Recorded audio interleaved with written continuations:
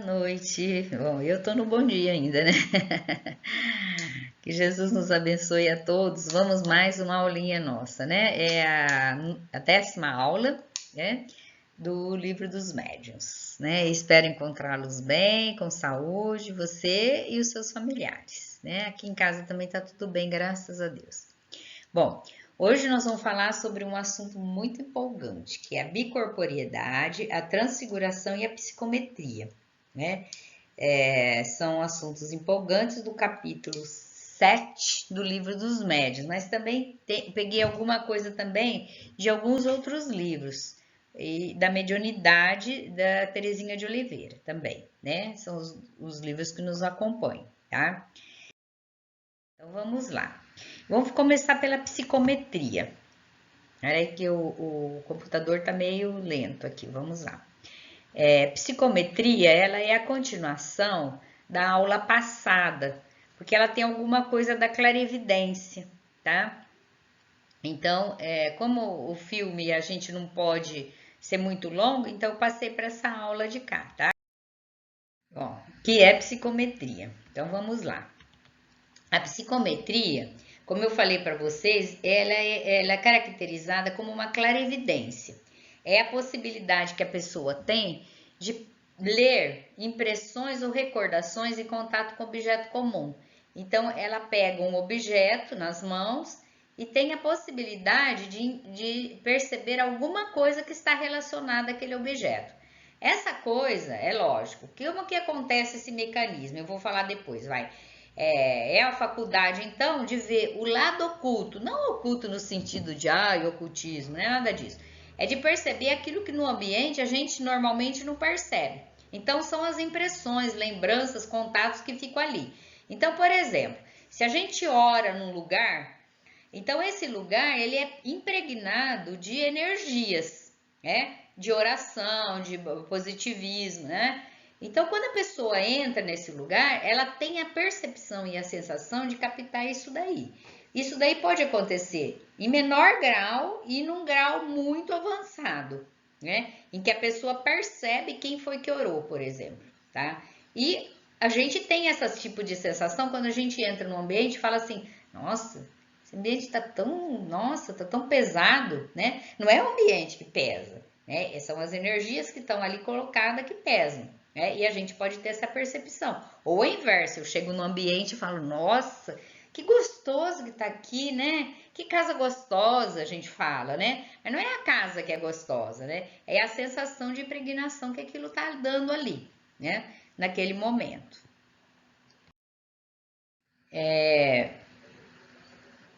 Então, é uma faculdade que permite contar a história e o estado atual, tanto dos seres vivos quanto dos objetos inanimados.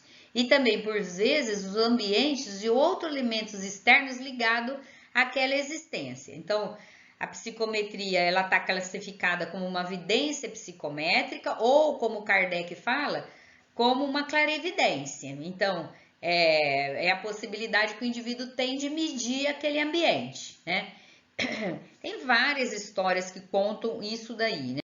Vou contar algumas para vocês. Vamos lá no mecanismo, né? No mecanismo da mediunidade, o André Luiz fala assim: é o fluido nervoso ou força psíquica a desarticular-se dos centros vitais, incorpora-se ao raio de energia mental exteriorizado e neles configurando o campo de percepção que se deseja plasmar, segundo a direção da vontade, conferindo ao espírito novos poderes sensoriais, ou seja, eu através da minha capacidade, eu percebo através do meu corpo perispiritual as sensações que foram impregnadas daquele ambiente, né?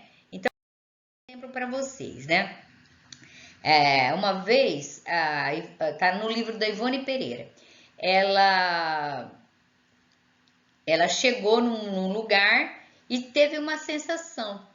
Ela viu a casa daquela pessoa numa varanda fora, toda cheia de arcos. E ela percebeu aqueles arcos e na verdade não existia aqueles arcos, mas ela viu aqueles arcos, né? E aí depois em contato com a família, conversando com a família, ela perguntou, né? Vocês tinha arcos aqui, né, aqui fora, né, e junto desses arcos ela via crianças, né, e aí a família ficou muito assim, né. À noite, quando ela dormiu, ela se desdobrou em sono, desdobramento do sono. E aí ela encontrou uma menina que tinha sido filha daquele casal. E a história é mais ou menos assim. Eu nunca conto a história direito porque eu não tenho muita memória para tudo, né, que a gente lê. Então depois vocês vão lá nos livros da Ivone Pereira, deve ser o Recordações da Mediunidade. E e aí a menina em desdobramento de sono era um espírito que já havia desencarnado, me parece com 15 anos de idade. Ela contou que o desejo dela era que um dia aquela casa, né, se transformasse numa escola, num lar de crianças. Então, sempre que ela entrava na casa dela, ela imaginava a casa cheia com arcos, né, e com a criançada correndo ali, né. No outro dia ela levantou e contou para o casal que ela tinha visto isso daí no sono. E aí o casal ficou espantado, porque realmente eles tinham tido uma filha de 15 anos, que era uma menina muito especial, né? E que tinha realmente esse desejo, né? De que aquela casa se transformasse, tá? Tem uma outra história também que eu me lembro, que a Ana Jaici me contou, que era... uma amiga dela chamou ela para tomar um chá da tarde, né? E ela achou até estranho e foi. E chegando lá, ela falou assim: sente-se aí, Ana, eu já volto. E a Ana olhou assim, tinha um monte de poltrona gostosa para sentar, e a moça pôs ela sentada num banco duro, né? E aí, ela sentada ali, ela começou a ouvir sino, tom, dom, dom, né? E ver padres passando em frente dela. A Ana Jaici, ela tem essa sensibilidade, né, da psicometria. Aí a amiga chegou com o chá e falou: tudo bem? Ela falou: mais ou menos, né? Eu tô aqui com uma sensação meio estranha. Ela falou: é verdade? Então me conta. Ela falou: eu tô com uma sensação que eu tô ouvindo o sino e eu sinto uns frades passando, um padre passando aqui na frente, né? Ela falou: que bom, então é original mesmo o banco. Eu pedi para você vir, porque me falaram que esse banco era de um mosteiro antigo. E eu fiquei na dúvida, então você comprovou a autenticidade, né, da peça, né? Então era a psicometria, né? Na verdade, a psicometria, ela acontece quando é um objeto em que você impregna ele da energia sua. Então você, né, impregnou, tem o desejo, tem a sensação, né? É uma roupa, é uma mesa, uma cadeira, um quadro, sei lá, e você impregna, porque você gosta daquele objeto, você tem alguma coisa ligada àquele objeto, tá? Quando você deixa o objeto e a pessoa que tem a sensibilidade pega, ele entra em sintonia com essa energia deixada. É lógico que se o objeto faz muitos anos que a pessoa não alimenta essa energia, né, ele perde isso, tá? Então a pessoa fala assim: eu não vou mudar para uma casa porque teve a sensação, porque uma pessoa morreu lá. Tem várias coisas que a pessoa chega e conta, né? Então isso daí não tem necessidade, porque se a pessoa impregnou aquele ambiente, você vai, limpa, né? E despeja outro tipo de informação mental ali naquele ambiente ou naquele objeto, isso daí ele perde essa sensação, tá? Então não precisa ter preocupação contra isso, né? As pessoas ficam muito preocupadas. Mudei para uma casa, comprei uma coisa usada. Então, só se esse objeto ele ainda é alimentado. Então a pessoa ainda tem aquela sensação: eu perdi, eu desejava muito aquilo lá. Então ela está alimentando ainda aquele objeto. É mais ou menos assim, tá? Então vamos seguir, porque não podemos demorar muito. Eu queria ter contado muita história, mas não dá. Vamos lá para a bicorporiedade. Bicorporiedade é um fenômeno de manifestação visual também, tá? Ele é o indivíduo em desdobramento do sono ou sonolento, né? Então ele está no estado de sono, né? Em que ele se desdobra o corpo perispiritual, ou ele ainda está sonolento, tá? Ele desdobra quem? O espírito dele com o perispírito, mas o corpo dele fica sonolento ou dormindo, tá? E ele vai para um outro lugar. Só que no outro lugar, enquanto a gente faz isso no sono normalmente, essa pessoa ela aparece no outro lugar. Então as pessoas que estão no outro lugar conseguem vê-lo, né? Muitas vezes ele é tangível. Quando ele acorda lá onde ele está deitado, ele desaparece imediatamente no lugar onde ele apareceu. Então, simplificando, eu durmo ou fico sonolento, eu tenho a possibilidade, é uma característica minha, é anímico isso, tá? De fazer o desdobramento e vou para um outro lugar, um outro ambiente, e ali eu apareço. Quando eu apareço ali, as pessoas podem me ver e podem até me tocar. Se eu aqui acordo, é lógico que o espírito volta, então eu desapareço naquele ambiente. Então tem vários exemplos. A alma ela não se divide, não fica um espírito lá e um espírito aqui, não. Ela está ligada ao corpo, como a imagem, ela está ligada ao corpo, tá? E ele não morre quando ele faz isso, tá? A alma se irradia e esse pensamento vai sem se fragmentar. Se alguém acordar a pessoa, ele desaparece no outro. Oi, eu dei uma paradinha, que tocou a campainha aqui em casa. Então vamos lá. Um exemplo clássico, né, que tem até na internet, é da professora Emília Sager. Ela foi escrito no livro Animismo e Espiritismo do Alexandre Kissakovsky, era um russo contemporâneo do Kardec. Então veja a imagem aí, ela lendo um livro, meia sonolenta, adormecida, e atrás dela ela aparecia. Então era uma escola de meninas, né? E quando as meninas entraram para fazer matrícula, a diretora já falava: vocês não assustam com a professora Emília, porque ela se desdobra. Então, às vezes, ela sentava na mesa, né, da sala de aula e aparecia lá no jardim e conversava os assuntos que precisava. Você não entregou o trabalho, você fez isso, você fez aquilo. Eu tô falando isso porque é a nossa vivência de hoje, né? Então, e vista não era por uma pessoa só, era vista por várias pessoas, né? Então, no começo as meninas não entendiam o que estava acontecendo, nem ela, e depois descobriram que ela adormecia e aparecia no outro lugar com as preocupações do dia a dia. Geralmente era assim, tá? Um outro exemplo, que é conhecido também e que saiu na Revista Espírita de novembro de 1860 do Kardec, eu sempre falo para vocês, leiam a Revista Espírita, que ali tem um monte de casos, né? É da missionária Maria de Jesus Agreda, em 1620. A freira, ela morava em Castela, na Espanha. E ela sempre tinha vontade de conhecer, ela tinha sempre um interesse para as pessoas mais necessitadas, né? Então, o que ela fazia? Um dia ela leu sobre esses índios do Novo México e que eram pessoas que estavam assim, não sabiam ler nem escrever, que não tinham nada, né? E o sonho dela era catequizar esses índios, né? Então ela desdobrava, quando ela deitava, né? Ela dormia, ficava sonolenta, e ela se desdobrava e aparecia na tribo. Então a primeira vez que ela apareceu, os índios ficaram espantados. E ela começou a conversar com eles. Só que ela dava orientações mesmo de catequese, como que tinha que ser, como é que eles deviam se portar, tudo e tal. E aí ela ficou sabendo que tinha uma missão perto ali, não era tão perto, mas perto de onde esses índios moravam. E ela pediu para que eles fossem lá na missão para serem batizados. E isso em desdobramento, né? Em duplo etéreo. Tá.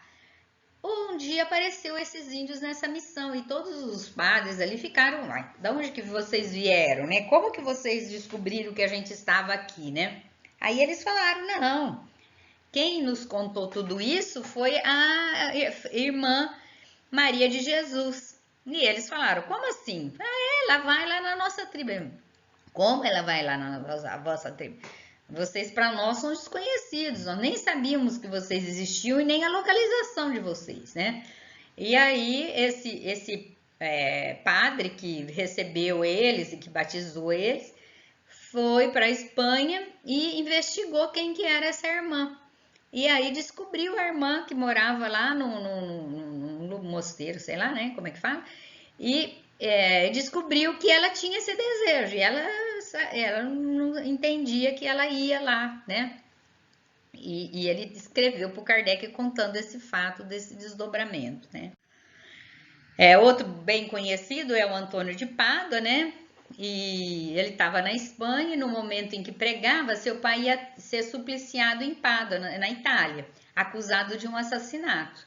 Ele faz essa bicorporiedade, esse desdobramento, e mostra, não é desdobramento, porque desdobramento você não aparece, né? É bicorporiedade mesmo. E ele demonstra a inocência do pai e revela o verdadeiro criminoso, que mais tarde foi preso, né? Foi constatado que no mesmo instante o Santo Antônio pregava lá na Espanha. Então ele deu aquela cochilada e foi de encontro ao pai que estava no julgamento, certo? E tem várias passagens dele, né? É só ler a vida dele. Um fato análogo relatado pelo Tácito no livro Histórias, né? É um livro de história. Ele conta que o Vespasiano, que era, não sei o que ele era, um rei, né, sei lá, ele, depois de uma longa jornada, ele quis agradecer aos deuses a vida dele e dos seus soldados. Então ele foi para um lugar que era conhecido, que era comum entrarem as pessoas e entrar, quando era um cara muito conhecido, eles fechavam as portas dos templos, né? Porque era uma personalidade famosa, tá? E ele entrou e ele estava sozinho. E ele olha assim, e do lado tinha um conhecido dele orando ali dentro. E ele achou estranho, porque ele tinha dado a ordem, e naquela época era comum acontecer de uma pessoa famosa com poder entrar e orar sozinho. Ele achou estranho a pessoa entrar.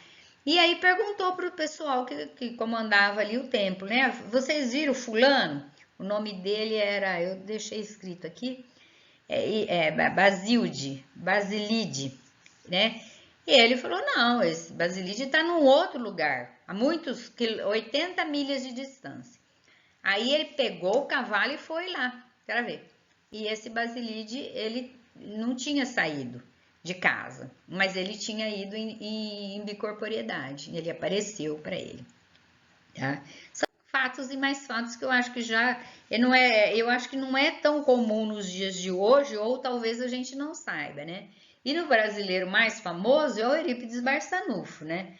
O Eurípides Barçanufo, ele era um cara extraordinário, né? Ele vivia em Sacramento, Minas Gerais, né? Ele era dotado de uma moral irrepreensível. Ele e várias vezes os alunos dele já sabiam que ele tinha essa faculdade de bicorporiedade. Então, várias vezes ele dava aquela cochilada e aparecia num outro lugar. Então, olha essa história que é engraçado, né? Ele estava em aula e ele entrou em transe. Quando ele voltou, ele dirigiu o aluno e falou assim, ó, vocês prestem atenção, porque eu acabo de fazer um parto difícil, tá? Numa residência atrás da Igreja do Rosário. O marido sabe que a criança já nasceu, não sabe que a criança nasceu e está a caminho daqui para me chamar, né? Para solicitar ajuda. Quando ele entrar na sala, os senhores ficam de pé para o cumprimentarem. O homem entrou logo em seguida na sala, aflito, e falou para Eurípides, olha, você tem que ir correndo na minha residência, porque minha mulher está tendo um parto e ela está muito mal. E a parteira não conseguiu resolver o problema. Aí ele falou assim, acalme-se, já fiz o parto há 5 minutos atrás. Aí o homem falou assim, não é possível. Se fosse há 5 minutos atrás, eu teria visto você no caminho quando eu estava vindo para cá. Aí ele responde, o senhor não me viu porque eu fui em espírito. Mas eu vi o senhor, respondeu Eurípides, e quando voltar para casa, pode voltar para casa sossegado, a menina nasceu, é linda e forte. O homem, porém, duvidou, e só saiu dali com Eurípides junto. Chegando na casa, se deparou com a esposa que segurava no leito a filhinha. A parturiente, ao ver o médium, exclamou, o senhor não precisa vir de novo, o senhor não precisava vir de novo, seu Eurípides. Eu e o bebê estamos passando muito bem. Quer dizer, ele, no momento que ele estava em sala de aula, ele adormeceu, o seu espírito, com o perispírito, é lógico, apareceu, fez o parto da mulher, e quando ele estava voltando em espírito, ele viu no caminho o marido vindo. E aí ele acordou aqui, falou para os alunos, olha, esperem, porque o marido vai chegar aqui, ele não sabe que a neném nasceu, né? Então, teve vários casos assim. Então, ele não só apareceu, como ele fez uma ação, né? Então, a biocorporeidade tem esse fator, né? A pessoa faz uma... Oi, o próximo assunto é a transfiguração. É que vocês não percebem, mas às vezes a gente dá umas erradas aqui, né? Então eu tenho que parar e começar de novo. Então vamos lá. A transfiguração é também um fenômeno anímico. Apesar de que muitas vezes todos esses fenômenos eles podem ser ajudados por espíritos. Então às vezes a mediunidade está ali envolvida nisso tudo também. Os princípios são os mesmos, só que é o próprio espírito que faz a coisa surgir. Tá? O próprio espírito do encarnado. Enquanto que mediunidade, ele só expande o corpo perispiritual e outra mentalidade, outra entidade se manifesta. Mas o fenômeno em si é o mesmo, tá? Então vamos lá. O principal exemplo da transfiguração é o Jesus que aparece, né? Então, o que é a transfiguração? Ela consiste na mudança de um aspecto de um corpo vivo. Então, ele vai além dos traços fisionômicos. O fenômeno é estranho e raro. O perispírito se irradia ao redor do corpo sem deixar ao desdobramento completo. Então, ele se expande e ele toma a forma que ele deseja, tá? Ele pode ter um aspecto do que ele é espiritualmente. Ele pode ficar muito bonito, ele pode ficar muito feio, ele pode ficar muito mais jovem ou muito mais velho, né? Aspecto físico eu tô falando. Então, quando ele faz esse tipo de expansão perispiritual, o corpo físico atual, ele se transforma e pega esse aspecto que ele deseja. Então, nas transfigurações, ocorrem modificações na propriedade do perispírito que se refletem no corpo físico. O fenômeno resulta, portanto, de uma transformação fluídica. É uma espécie de aparição perispíritica que se produz sobre o próprio corpo do vivo, ou seja, da pessoa encarnada, e muitas vezes no momento da morte, em lugar de se produzir ao longe, como nas aparições propriamente ditas, né? Quem fala isso é o Kardec lá na Gênese. A transfiguração é um fato muito comum que, em virtude da radiação perispírita, pode modificar a aparência do indivíduo. Então, o que é a transfiguração? É lógico que quando Jesus fez a transfiguração, ele era o máximo aqui, né? Mas a gente pode fazer transfigurações aqui, pequenininha. Então, eu vou dar um exemplo bem simples que todo mundo vê. Bom, eu não tô bem. Não tô bem, eu não... É o que eu falo, é uma linha, né? Que começa desde o primeiro pontinho e vai ampliando a capacidade da pessoa de ter essa faculdade. Então, a mais simples é aquela assim, eu não tô bem, eu não falo nada para ninguém, mas quando eu chego, pelo meu semblante, pela minha energia, todo mundo percebe, o que aconteceu com você? Eu não falei que eu não estava bem. Ou então eu irradio, quando a pessoa fala, nossa, você está irradiante hoje. Por quê? Porque perispiritualmente eu estou mostrando para as pessoas, né, aquilo que eu tenho por dentro. Isso é o primeiro pontinho, que todo mundo tem isso. Isso daí tem uma graduação. Então, às vezes a pessoa ela consegue transmutar-se, né, transformar-se. E é o caso que a gente vai falar algumas coisas. Então, é importante considerar que as transfigurações podem ser classificadas como de natureza mediúnica ou de natureza anímica. Se o espírito imprime no médium as mudanças fisionômicas, ou o espírito pode dar um aspecto relacionado ao material expandido. Então, muitas vezes, aconteceu isso, vocês pegam na internet, uma palestra do Divaldo, em que o Dr. Bezerra de Menezes, ele se transfigura. Então, o Divaldo muda a voz, muda o rosto dele, era uma característica muito diferente do que ele é, né? E tem a natureza anímica. Aí é um espírito interferindo nessa facilidade que esse indivíduo tem de transformação, né? De transfiguração. Isso é mediúnico. Então tem um espírito que interfere no indivíduo. Agora tem a natureza mediúnica, que é o que acontece nas transfigurações da pessoa. Então, vamos supor, a pessoa quando está muito nervosa, ela fica com o rosto transformado. A gente não fala isso no dia a dia? Então, isso daí é a facilidade que o nosso perispírito tem de fazer transformação. Eu posso estar muito radiante, como eu posso estar muito com várias dificuldades quando eu não estou bem, né? O maior exemplo é Jesus. Então, vamos lá, o exemplo de Jesus que é o melhor de todos. 6 dias depois, Jesus tomou consigo a Pedro e a Tiago e a João, seu irmão, e os conduziu em particular a um alto monte e transfigurou-se diante deles. Isso está em Mateus, quer dizer, é do Evangelho. E seu rosto transpareceu como o sol e suas vestes se tornaram brancas como a luz, né? O que é que aconteceu nesse momento? Era um espírito de luz que chegou e incorporou em Jesus? Não, pelo contrário, é ele que fez a transfiguração. Então, trata-se de um fenômeno que revela o nível evolutivo do Espírito de Jesus, encarnado ou desencarnado, porque a transfiguração pode ser de qualquer um. Reflete sempre qualidades e sentimentos predominantes no Espírito. Kardec fala isso na Gênese. A transfiguração de Jesus demonstra a grandiosidade do seu Espírito. Então, o corpo não impediu mais que ele mostrasse quem ele é. Então, o corpo perispiritual mostrou a grandeza dele quando ele transfigurou-se, tá? E ele mostrou a sua grandeza. No entanto, que eles chegaram até tampar o olho, né? E ajoelhar no chão, né? Quando Mateus explica, né? De tão luminosa que era, já pensou que coisa maravilhosa, né?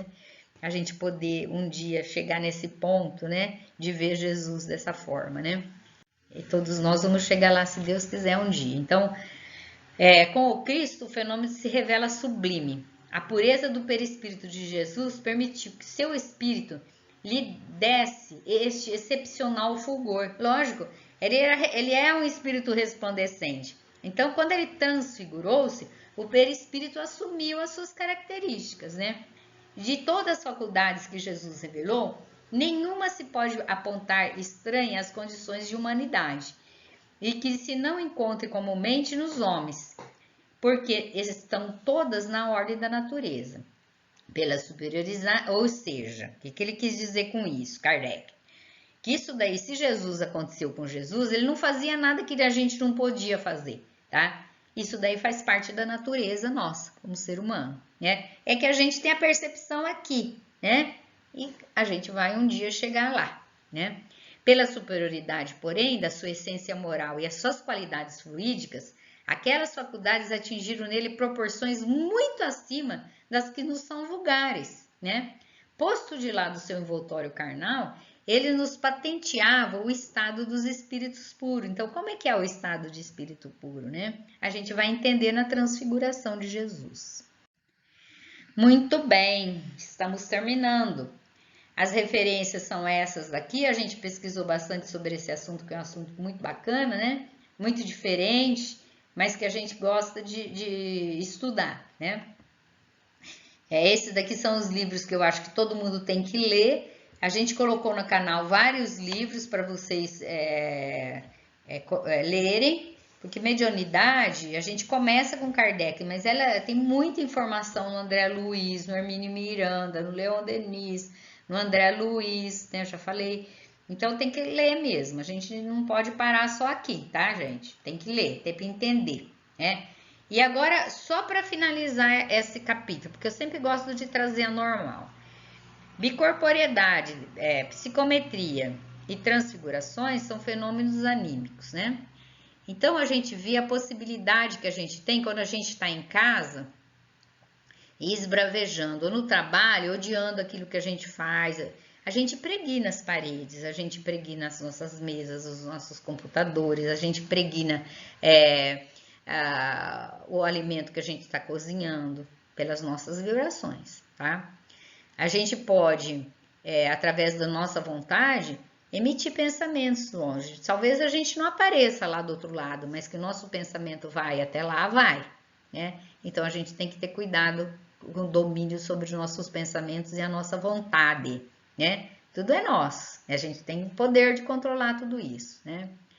E as nossas transfigurações, que são assim, mas que mostram o que a gente é.